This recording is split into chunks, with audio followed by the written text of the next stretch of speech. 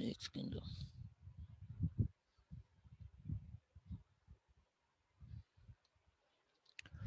जी सज्जाद साहब, आपका कोई क्वेश्चन है? कोई सज्जाद साहब?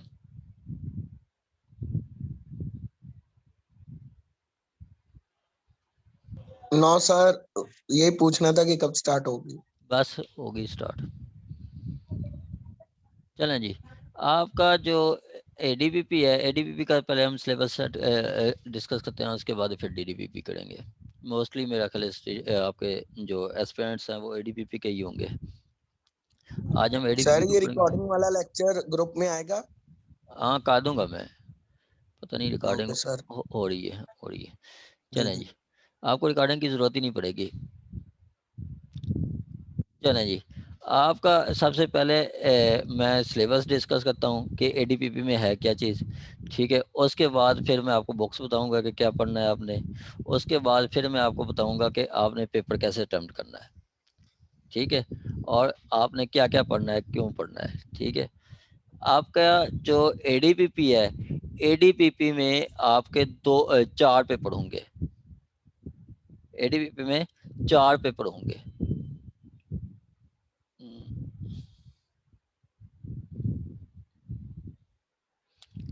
एडीपीपी में आपके 4 पेपर होंगे। कैसे कि पहला पेपर होगा आपका क्रिमिनल लॉ का, जो कि 150 नंबर का होगा। 25 ऑब्जेक्टिव होंगे और आपका 125 नंबर का सब्जेक्टिव होगा।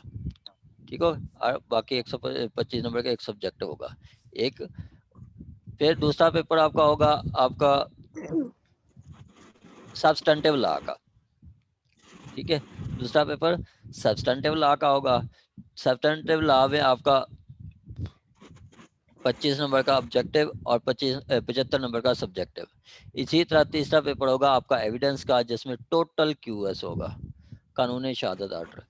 ठीक है, वो आपका 100 नंबर का होगा, और उसके बाद आपका जो 75 नंबर का सब्जेक्टिव होगा और 25 नंबर का ऑब्जेक्टिव होगा। ठीक है, उसके अलावा जो तीसरा पेपर होगा और चौथा पेपर होगा वो है आपका इंग्लिश का। इंग्लिश में ऐसे राइटिंग होगी। ठीक हो गया, ऐसे राइटिंग होगी, और उसके बाद कंप्रीहेंशन होगी। ठीक है, कंप्रीहेंशन में मतलब एक पैरा दिया जाएगा, उसमें से आपने क्वेश्चन दिए, पैरा दिया जाएगा, क्वेश्चन दिए जाएंगे, और उसमें से आपने आंसर निकालने हैं। ठीक है, और उसके बाद एक वही पैरा होगा, उसकी आपने प्रेसी भी करनी होगी। एक ही पैरा दिया जाता है, जो कि आपने उसमें कंप्रीहेंशन भी करनी है और उसकी प्रेसी भी करनी है। ठीक हो गया, ये तो था आपका सीधा सीधा सिलेबस के।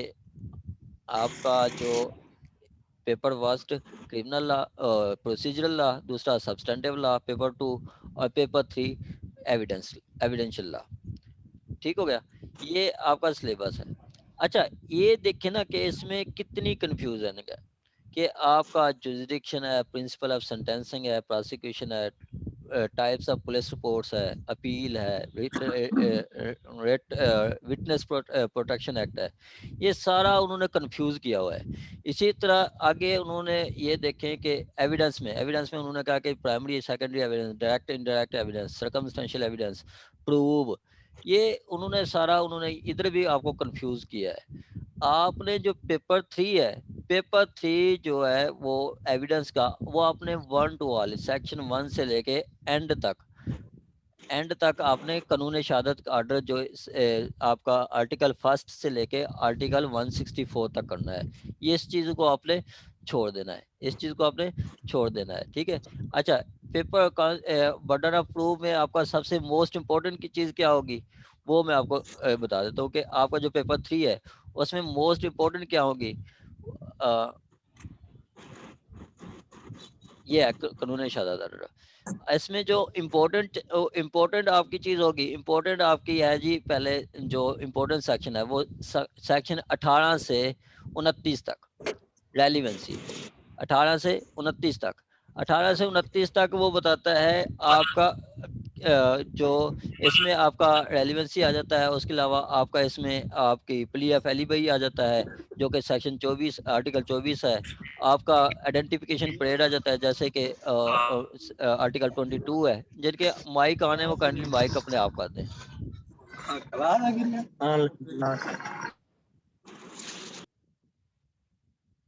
माइक ऑफ कर दें जिनके माइक ऑन है।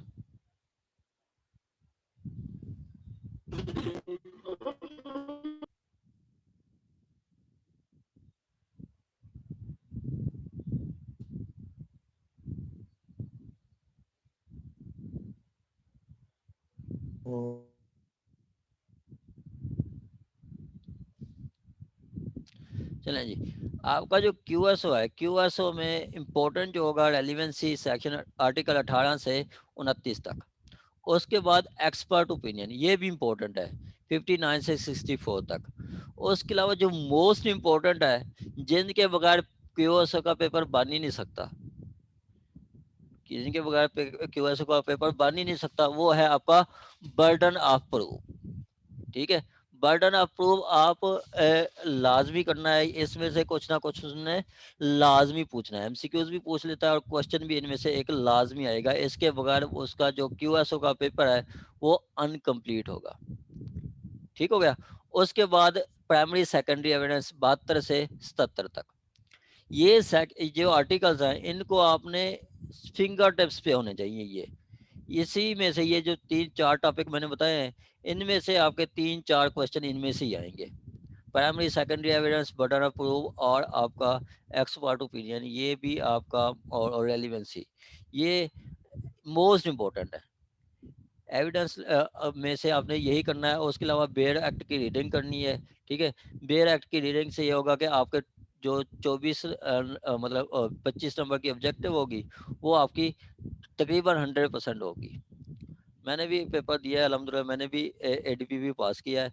और ये एडीपीपी में पास कैसे करते हैं, वो आपकी एमसीक्यूज आपको पास कराती हैं। ठीक है, जो आपका ऑब्जेक्टिव है वो आपको पास करवाता है। ऑब्जेक्टिव आपको पास करवाता है। ऑब्जेक्टिव कैसे कि आपको, मैं अपने पेपर दिए थे तो मेरे जो 23-24 हर सब्जेक्ट में से आपको ऑब्जेक्टिव्स आते थे। ठीक है, वो क्यों आते हैं कि आप बेयर एक्ट की बेयर रीडिंग करते हैं, go through one section article 1 से लेके एंड तक। ठीक है, आर्टिकल 1 से लेके एंड तक करते हैं। ये तो है आपका पेपर 3 का। पेपर 2 को आपने कैसे करना है, पेपर 2 को आपने इसकी भी एक ये मैंने आपके लिए बनाया है स्मार्ट स्टडी का तरीका, कि आपने क्या क्या पढ़ना है, क्या क्या पढ़ना है और क्यों पढ़ना है। ये आगे आपका जो पेपर फर्स्ट है, पेपर फर्स्ट होगा आपका, पेपर फर्स्ट में तो उन्होंने बहुत ज़्यादा चीज़ें बताई गई हैं। ठीक है, जो कि आपको कंफ्यूज कर रहे हैं। यहाँ पे पेपर फर्स्ट जो है सीआरपीसी, सीआरपीसी 150 नंबर का पेपर होगा और ये 150 में से आपका जो 90% 90% पेपर सिर्फ सीआरपीसी से आएगा। मैं वो ये चीज़ आपको दिखाता भी हूँ, सारा कुछ मैं आपको लॉजिकली बताऊंगा। जी, मैंने ये कर दिया है, ग्रुप्स में सबको मिल गया है। मजीद मैं फिर भी आपको शेयर कर दूंगा। ठीक हो गया। अच्छा, आपका जो पेपर फर्स्ट होगा क्रिमिनल लॉ और मतलब प्रोसीजरल लॉ, उसमें आपका सबसे इम्पोर्टेंट जो होगा वो आपका सीआरपीसी। सीआरपीसी आपका सीआरपीसी में से आपका 95% और 90% पेपर जो होगा वो सीआरपीसी से आपका हो जाएगा। तो आपने सीआरपीसी को सेक्शन 1 से लेके एंड तक पढ़ना है। और ये जो मैंने सेक्शन लिखाए हैं ये मोस्ट इंपॉर्टेंट है।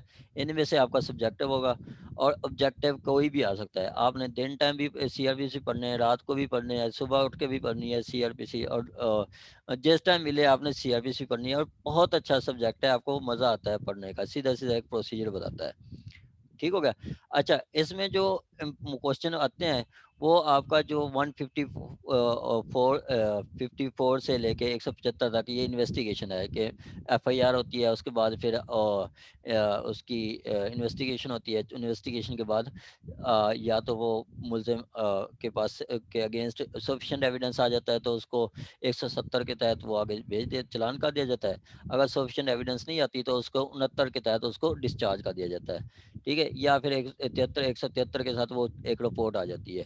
ये इन्वेस्टिगेशन, ये इसमें से कुछ ना कुछ वो लाजमी पूछता है, और एमसीक्यूज के लिए ये लाजमी इसमें से उन्होंने कुछ ना कुछ पूछना है। आगे टेरिटोरियल जुरिसडिक्शन ये कभी कभी पूछ लेते हैं, ये भी इंपॉर्टेंट है। जो मोस्ट इंपॉर्टेंट है वो आपका charge appeal trial. Charge appeal trial, इन 3 टॉपिक्स के अलावा अगर कोई पेपर बनाता है तो वो पेपर अनकंप्लीट होता है, वो उसका पेपर कंप्लीट ही नहीं होता, ठीक है। मतलब इन 3 टॉपिक्स के बगैर वो पेपर बना ही नहीं सकता एग्जामिनर। चार्ज मोस्ट इंपॉर्टेंट, हर बार पूछता है, इवन के सेशन जजेस के एग्जाम में भी चार्ज पूछ लेता है, एडिशनल सेशन कहीं से भी वो ये चार्ज का पूछ लेता है। आगे अपील, अपील भी आपका मोस्ट इंपॉर्टेंट है, ये भी अक्सर पूछ लेता है। अच्छा, अपील के साथ आपने रिवीजन भी साथ करनी है 435 से 39 तक, मतलब 404 से 39 तक आपने करनी है, रिवीजन भी आप पूछ सकता है। आगे ट्रायल, ट्रायल आपका जो 241 से लेके 200 आपका 65 तक, ये आपका है। आपका ट्रायल कौन सा, मतलब इसमें आपका पहले मजिस्ट्रियल ट्रायल आ जाता है 250 तक, फिर आपका 260 से 65 तक आपका समरी ट्रायल है, 265 ए से एन तक सेशन ट्रायल है। आगे मैंने वो लिखा है 464 से 475 तक ये लुनेटिक ट्रायल है, ठीक है। ये 3 आपने टॉपिक मोस्ट इंपॉर्टेंट है। उसके अलावा सीआरपीसी को आपने सारा पढ़ना है, कुछ भी पूछ सकता है। सीआरपीसी को सारा पढ़ना है, कुछ भी पूछ सकता है। अच्छा, मैं आपको बता रहा हूँ कि कैसे जो आपका सीआरपीसी है वो मेन सब्जेक्ट है, कि यहाँ से आपका 90% कैसे पेपर बनता है वो मैं आपको बताता हूँ। उसके बाद फिर हम पेपर 2 पे आएंगे। जो पेपर फर्स्ट है प्रोसीजरल लॉ, उसमें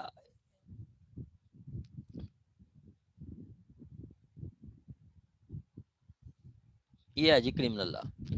ये क्रिमिनल लॉ देखें कि पहली सॉरी, ये है, ये आपका प्रोसीजरल लॉ, प्रोसीजरल लॉ का ये पेपर है, ठीक है। देखें, इसमें पहली एमसीक्यू आपके सीआरपीसी से है, दूसरी एमसीक्यू सीआरपीसी से है, तीसरी एमसीक्यू सीआरपीसी से, ये चौथी, पांचवी, छठी, ये इस तरह आप देख लें कि कोई आप काउंट कर लें 25 में से कोई 10 से 15 एमसीक्यूज सीआरपीसी से आ रही हैं, 10 से 15 एमसीक्यू सीआरपीसी से आ रही हैं। उसके अलावा आपका ये 25 में से 10 से 15 सीआरपीसी से आ गई, आपने सीआरपीसी पढ़ना है, 10 से 15 सीआरपीसी में से हो जाएंगे। उसके बाद जो आपका सब्सटेंटिव होगा, ठीक है, आपका सब्सटेंटिव में देखें, पहला क्वेश्चन सीआरपीसी में, पहले सब्सटेंटिव पार्ट में आपने 5 क्वेश्चन करने होंगे, 15 नंबर का एक पेपर है, 5 क्वेश्चन करने होंगे, 15 नंबर का एक होगा एक क्वेश्चन के 15 नंबर होंगे, तो आपने 5 क्वेश्चन करने हैं। देखें कि पहला क्वेश्चन जो है वो सीआरपीसी से आया है, क्या ट्रायल उन्होंने पूछ लिया है, ठीक है। दूसरा क्वेश्चन आपका वो टेरिटोरियल जुरिसडिक्शन से पूछ लिया है, 177 से ऑनवर्ड 184 तक, वो भी सीआरपीसी से। फिर तीसरा क्वेश्चन आपका इलीगल डिटेंशन, इसके लिए सेक्शन 100 है जो मजिस्ट्रेट ऑर्डर करता है सर्च वारंट का, सेक्शन 491 है, वो हिबियस पिटीशन करते हैं, रेट पिटीशन करते हैं। उसके अलावा 552 भी है, 552, वहाँ पे अगर 16 साल से कम उम्र की कोई वूमेन है तो उसके लिए आप सेशन कोर्ट पे भी एप्लीकेशन दे सकते हैं, सेशन कोर्ट को भी एप्लीकेशन दे सकते हैं। उसके बाद एक प्रोसिक्यूशन है, फिर चार्ज का आ जाता है ये। और उसके अलावा फिर एक और क्वेश्चन है आपका डिटेल, ये लुनेटिक ट्रायल, ठीक है। ये देखें, अब यहाँ पे देखें कि वो चार्ज भी पूछ रहा है, उसके अलावा ट्रायल भी पूछ रहा है, ट्रायल के तो 2 क्वेश्चन आ गए हैं, ठीक हो गया। और उसके अलावा टेरिटोरियल जुरिसडिक्शन भी पूछ रहा है, जो मैंने आपको लिखवाए हैं वो मोस्ट इंपॉर्टेंट है। और मैं कैसे कह रहा हूँ कि आपका 90% पेपर सीआरपीसी से बनता है, वो कैसे, वो देखें कि यहाँ से 5 क्वेश्चन सीआरपीसी से आए हैं और 5 क्वेश्चन आपने करने हैं सब्सटेंटिव के लिए, जो आपका सब्जेक्टिव के लिए 5 क्वेश्चन करने हैं। और 5 क्वेश्चन आपके सीआरपीसी से आए हुए हैं, मतलब सीआरपीसी से आए हुए हैं। और एमसीक्यूज देख लें, एमसीक्यूज भी देखें तो वो कोई 10 से 15 एमसीक्यूज सीआरपीसी से हैं। तो आप सिर्फ आंखें बंद करके और सिलेबस को, सारा जो कंफ्यूजिंग सिलेबस है आप देख के कंफ्यूज हो जाते हैं कि ये हमने कैसे करना है। मुझे कोई डेली दर्जनों स्टूडेंट्स की कॉल्स आती हैं कि सर सिलेबस बता दें, सिलेबस बता दें। उनको सिलेबस का पता नहीं चलता, कंफ्यूज है। अब पेपर फर्स्ट में पेपर देखें कि क्या क्या उन्होंने बताया है। मैंने आपको बताया, स्ट्रेटेजी बताई है कि आपने सिर्फ सीआरपीसी को करनी है, अच्छी तरह करना है, तो आपका 90% पेपर सीआरपीसी से आ जाता है। ठीक हो गया, 90%। एक दूसरा, उसके बाद आपका आ जाता है जी second, substantive law. Substantive law में उन्होंने वैसे जो बताई है बुक्स, आगे मैं आपको दिखाऊंगा। उसमें general principle of criminal law, intention intention intention है। उसके अलावा आपकी वो बता रहा है जनरल एक्सेप्शंस हैं, और ऑफेंस अगेंस्ट एटीए, और दूसरा पीपीसी। उसके अलावा charging standard issued by prosecutor general. ये प्रोसिक्यूटर की वेबसाइट है, वो मैं आपको व्हाट्सअप कर दूंगा, उसमें है। और साइबर ऑफेंसेस, ये आपका पिक है, prevention of electronic crime act. ठीक है, ये आपकी जो बुक्स हैं ये वो बता रहा है। ठीक हो गया। अच्छा, आपने क्या करना है, आपने इधर भी आपका वही फार्मूला है कि जो आपकी मेन बुक है वो पीपीसी है। मेन बुक कौन सी है? पीपीसी। और पीपीसी से तकरीबन 80% आपका पेपर हो जाता है। पीपीसी से आपका तकरीबन 80% पेपर हो जाता है। वो कैसे हो जाता है वो मैं आपको दिखाता हूँ। अच्छा, पहले तो आप ये इंपॉर्टेंट लिख लें, जो मोस्ट इंपॉर्टेंट है वो आप ये अच्छी तरह करने हैं। उसके बाद फिर आगे चलेंगे। अ, आगे जो इम्पोर्टेंट है वो आपका जनरल एक्सेप्शंस हैं। ठीक है, 76 से 95 तक ये मोस्ट इम्पोर्टेंट हैं। ये एएसजे में भी पूछ लेता है, हमारे जो मतलब सीजे में भी वो पूछ लेते हैं, एडीपी में भी पूछ लेते हैं। ये इम्पोर्टेंट है और अच्छी तरह आपने करना है जनरल एक्सेप्शंस को। आगे अबैटमेंट है। अबैटमेंट आपका 107 से, ये भी बार बार पूछ ले लेते हैं। और जो सबसे मोस्ट इम्पोर्टेंट है सेल्फ डिफेंस। 2019 में मैंने सिविल जज के पेपर दिए, उसमें भी सेल्फ डिफेंस पूछा। 2020 में पेपर दिए, उसमें भी सेल्फ डिफेंस का पूछा।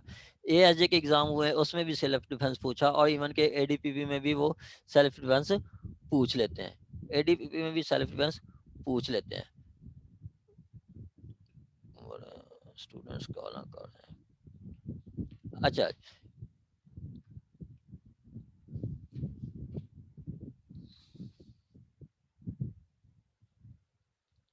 ठीक हो गया। सेल्फ डिफेंस 96 से लेके 106 तक ये अक्सर पूछ लेते हैं सेल्फ डिफेंस। उसके अलावा जो मोस्ट इंपॉर्टेंट है वो आपका ऑफेंस अगेंस्ट बॉडी, 300 से 337 तक, हर्ट कत्ल, ये दोनों है। उसके अलावा ऑफेंस अगेंस्ट प्रॉपर्टी 378 से 402 तक, ये भी आपका इसमें थेफ्ट आ जाता है, एक्सटॉर्शन आ जाता है, रॉबरी आ जाता है, और डकैती आ जाता है। ये मोस्ट इंपॉर्टेंट टॉपिक्स हैं जो कि मोस्ट बार बार रिपीट हो रहे हैं, बार बार रिपीट हो रहे हैं, बार बार रिपीट हो रहे हैं। उसके अलावा जो आपका जो सेक्शन 75 से लेके 120 तक, सेक्शन 76 से ये आपने सिंपल आपने समझना है, तो 76 से 120 तक और 300 से 350 तक पीपीसी के ये सेक्शन आपने अच्छी तरह करने हैं। ये तकरीबन 200 बनते हैं। तो और ये दो सेक्शन, सब सेक्शन आपने आपको फिंगर टिप्स पे होने चाहिए। और एमसीक्यूज भी इसी से बनेंगे। एमसीक्यूज के लिए वैसे आपने पीपीसी सारी सारी पढ़नी है, लेकिन जो मैंने आपको ये बताए एमसीक्यूज भी तकरीबन इन्हीं में से आएंगे। एमसीक्यूज भी इन्हीं में से आएंगे। अच्छा, अब आपका पीपीसी में से 80% पेपर कैसे आता है मैं आपको बताता हूँ। ठीक है, अब ये पेपर 2 है जी आपका सब्सटेंटिव लॉ का।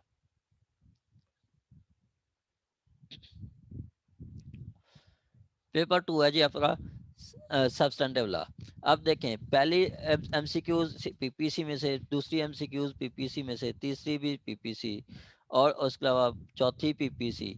ये इस तरह देखें, आप खुद काउंट कर लें से तो 10 से 15 एमसीक्यूज पीपीसी में से आते हैं। 10 से 15, 15 नंबर ये हो गए आपके एमसीक्यूज में से। और उसके अलावा आपका आगे चले जाएं तो सब्जेक्टिव में आपने 5 क्वेश्चन करने हैं।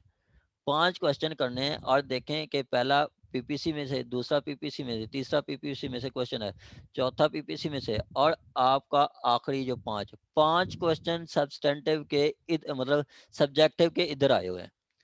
मतलब 5 पीपीसी अच्छी तरह कर लें तो 15, 5 आपका सब्जेक्टिव भी कंप्लीट हो जाता है और आपका ऑब्जेक्टिव भी 10-15 ठीक हो जाएंगी। तो आपने कंफ्यूज नहीं होना, सबसे पहले आपने घबराना नहीं है, ठीक है। और आपने यही फार्मूला अप्लाई करना है जो मैंने आपको बताया है, ठीक है। यही फार्मूला कि आपने पीपीसी को अच्छी तरह करना है, सीआरपीसी को अच्छी तरह करना है और क्यूएसओ को अच्छी तरह करना है। ये 3 जो पेपर हैं ये आपको मतलब ये 3 एक्ट आपको फिंगर टिप्स पे होने चाहिए। अगर सिविल ये सीट निकालनी है तो ये आपको फिंगर टिप्स पे होने चाहिए। हमारी कोई 9 मिनट तक मीटिंग एंड होगी तो मैं फिर आखिरी 2 मिनट में डिसाइड करूंगा कि नई मीटिंग स्टार्ट करनी है या नहीं, ठीक हो गया। अच्छा, ये आपका जो यही आपके जो एक्ट हैं सीआरपीसी, पीपीसी, क्यूएसओ, ये आपको फिंगर टिप्स पे होने चाहिए, ठीक है, फिंगर टिप्स पे। और ये जो मैंने मोस्ट इंपॉर्टेंट आपको शेयर की है, ये चीजें आपने अच्छी तरह करनी है तो आपने का जो पेपर है वो 100% ठीक हो जाएगा, क्योंकि पास पेपर आपके सामने है, ठीक हो गया। उसके बाद आपका जो सबसे जो आगे है, मैं ला का नहीं, इंग्लिश का नहीं बताऊंगा। इंग्लिश का वो स्पेशल हमारे इंग्लिश की टीचर हैं जो कि पीएमएस क्वालिफाइड हैं, वो आपको इंग्लिश की सारी बताएंगे, ठीक है। तो उसके बाद जो सबसे इम्पोर्टेंट है, अगला जो आपने एक्ट करना है वो एक है सीएनएसए। सीएनएसए भी आपने अच्छी तरह करना है। सीएनएसए में से आपका सबसे उसमें जो सीएनएसए दोनों तरफ चलता है। पहले पेपर में भी आ जाता है प्रोसीजरल लॉ में, और दूसरे पेपर में भी आ जाता है सब्सटेंटिव लॉ में। सब्सटेंटिव लॉ में अपने देखें पिछले साल एडीपीपी में जो दूसरे पेपर में उन्होंने सेक्शन 9 पे पूछ लिया था, कंट्रावेंशन ऑफ सेक्शन 9, ठीक है।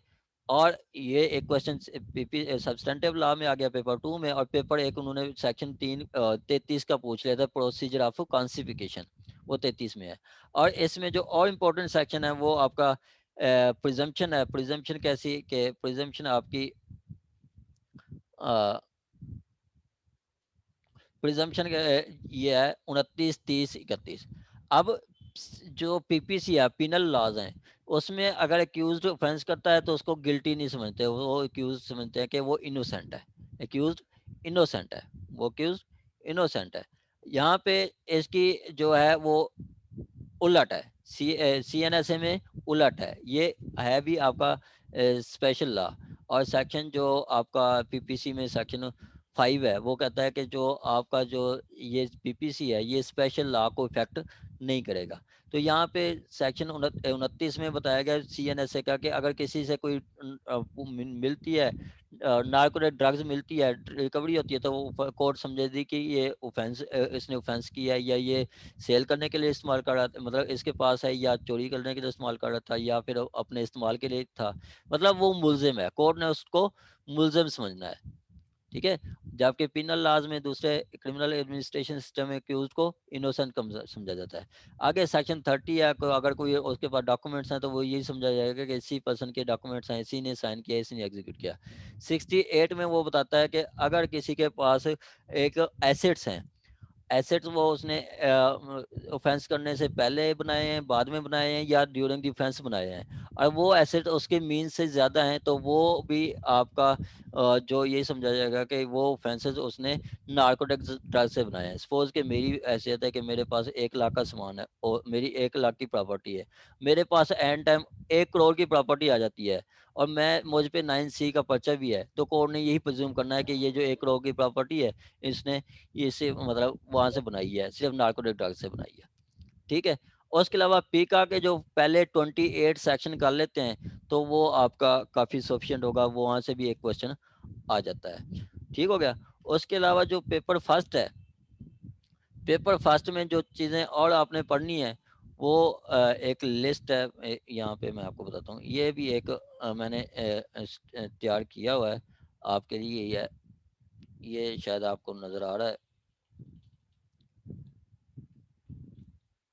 आ रहा है, शोर है सबको? Yes sir. हाँ जी इसमें जी, पेपर फर्स्ट जो है उसमें आपका पहले सीआरपीसी है, उसके अलावा कॉन्स्टिट्यूशन ऑफ पाकिस्तान है, उसके कुछ सेक्शंस हैं, जैसे फंडामेंटल राइट्स में से है, और उसके अलावा अपील आपका 45 है, उसके अलावा अपील का जो प्रोसीजर है 100 मतलब 199 है, आगे 185 से आगे वो सेक्शन आपको मैं बता देता हूँ। आगे जुवेनाइल जस्टिस एक्ट है, यहाँ से एमसीक्यूज पूछ लेते हैं। उसके अलावा आपकी high court rules and volumes हैं, ठीक है, वो वॉल्यूम 3 है, ये वॉल्यूम 3 है पेपर फर्स्ट के लिए। आगे विटनेस प्रोटेक्शन एक्ट है 2018 का। उसके अलावा Punjab maintenance of public ordinance और public order, maintenance of public order. Madam मैं नई नेक्स्ट मीटिंग स्टार्ट करूंगा तो उसमें सारे आपके क्वेश्चन लूंगा, जो भी आपके क्यूरीज होंगी। ये अभी आपकी स्पीड बहुत ज्यादा है बोलने में। अच्छा, मैं स्लो हो जाता हूँ, मैं नेक्स्ट एक मीटिंग स्टार्ट कर दूंगा मैं, ठीक हो गया। चलें, ये पांचवा है Punjab maintenance of public order, छठा। उसके बाद है ये प्रोबेशन लॉज हैं, ठीक है, प्रोबेशन लॉज हैं, ये एक मेरे पास डॉक्यूमेंट पड़ा है, उसमें सारी एडीपीपी के जितनी सिलेबस की बुक्स हैं वो उसमें हैं, वो मैं आपको शेयर कर दूंगा, वो मैं व्हाट्सएप में कर दूंगा, ठीक हो गया। उसके बाद आपका नेक्स्ट बताता है आपका प्रोसिक्यूशन एक्ट। प्रोसिक्यूशन एक्ट ये 2006 का है। प्रोसिक्यूशन मतलब एक्ट है जिसमें सर्विसेज फंक्शन और उसका पावर्स बताई गई हैं प्रोसिक्यूटर्स की। ये है आपका पेपर फर्स्ट, पेपर फर्स्ट, ठीक हो गया। जो इसमें से आपने सबसे ज्यादा फोकस करना है सीआरपीसी पे करना है, सबसे ज्यादा आपने सीआरपीसी को देखना है और इधर उधर नहीं जाना, सबसे ज़्यादा सीआरपीसी को देखना है। उसके बाद आपने इसमें देखना है ये आपका प्रोसिक्यूशन एक्ट है, इसमें से एक क्वेश्चन पूछ लेता है। प्रोसिक्यूशन एक्ट छोटा सा एक्ट है, 2006 का है, उसमें बताते हैं कि एडीपीपी डीडीपीपी और उसके बाद डीपीजी ये हायरार्की बताई गई या उसकी पावर्स बताई गई हैं। और इंटरव्यू में भी इससे क्वेश्चन पूछ लेते हैं, सेक्शन 9 है इसका, वो पूछ लेते हैं कि जी अगर चलान आ जाता है तो उसमें अगर कोई डिफेक्ट है तो आपने बीइंग एडीपीपी आपने क्या करना है, ठीक है। बहरहाल ये भी आपको डिटेल के साथ पढ़ाएंगे, डिटेल के साथ, ठीक हो गया। आगे आपका पेपर 2, पेपर 2 में आपका पीपीसी है, एटीए है, सीएनएसए है और पिका है, prevention of electronic crime act है, हदूद ऑर्डिनेंस 1979 भी है, और उसके अलावा चार्जिंग स्टैंडर्ड्स भी है, उसके अलावा चार्जिंग स्टैंडर्ड्स भी है, ठीक हो गया। आगे फिर क्यूएसओ है। अब ये जो पेपर पास करने हैं ना, तो सबसे ज़्यादा आपने जो जिन पे फोकस करना है वो सीआरपीसी, पीपीसी, क्यूएसओ, सीएनएसए और PECA, control of narcotic substances act. ये 5 एक्ट के जो मैंने आपको इम्पोर्टेंट सेक्शन बताए हैं वो आप अच्छी तरह कर लेते हैं तो इंशाल्लाह इंशाल्लाह इंशाल्लाह आपका एडीपीपी पेपर पास हो जाएगा। आपने बिल्कुल भी कंफ्यूज नहीं होना कि ये क्या है, ये क्या है, ये क्या है, ये क्या है। जो छोटे छोटे एक्ट है ना, जैसे विटनेस प्रोटेक्शन एक्ट है, पुलिस रूल्स है, या आपका दूसरा प्रोबेशन लॉज है, उसमें से एमसीक्यूज पूछ लेते हैं। ये आपका मेडिकल है, उसमें से एमसीक्यूज पूछ लेते हैं। एमसीक्यूज भी वो आपके कोई 10-15 तो आपके मेन एक्ट में आ जाते हैं, सीएलपीसी में, पीपीसी में से। बाकी आपके दूसरे छोटे छोटे एक्ट हैं, वो आप 10 नंबर के लिए इतनी ज़्यादा आपने नहीं खपना, ज़्यादा आपने फोकस इन पे रखना है, ठीक हो गया, ज़्यादा फोकस इन पे रखना है। और उसके अलावा एक और भी मेरे पास डॉक्यूमेंट्स हैं। अच्छा, बुक्स जो है आपने लेनी है वो सबसे आपने एसए के लिए बेहतरीन बुक है ये नासिर जमाल शाह की। नासिर जमाल शाह की ऐसे बुक में से मैं कोई 10 ऐसे बताता हूँ अपने स्टूडेंट्स को, और मैंने 2019 में भी पेपर दिए हैं और फेल हुए थे। 2020 की मैंने सिविल जज की अटैम्प्ट दी है, 2019 में मैंने एडीपीपी माशाल्लाह पास किया था। तो ये बेहतरीन बुक है, मैंने सिर्फ यही बुक पढ़ी है और कोई बुक नहीं पढ़ी। इसमें बेहतरीन ऐसे बना के आपको एक मतलब स्केच बताते हैं कि आपने ऐसे करना कैसे है। इंट्रोडक्शन है, उसके बाद उसकी एक टाइमलाइन बना के इंट्रोडक्शन क्या करना है क्या नहीं करना, ये सारी बुक उसमें बताए गए हैं। इसमें जो मोस्ट इंपॉर्टेंट ऐसे हैं वो आपका रूल ऑफ मीडिया पे 4 ऐसे हैं, सोशल मीडिया पे rule of media, power of media, 4 ऐसे ये करने हैं। उसके अलावा आपका बाकी प्लेयर ऑफ रीडिंग आप मतलब जो पीछे सिविल जज एडीपीपी एग्जाम में हुए हैं, यहाँ से ही कोई ऐसे आ जाता है। बहुत अच्छी बुक है। ठीक हो गया, मीटिंग कंप्लीट हो गई है तो मैं अब नई मीटिंग स्टार्ट कर लेता हूँ, उसमें आपकी सारी क्यूरीज ली जाएंगी।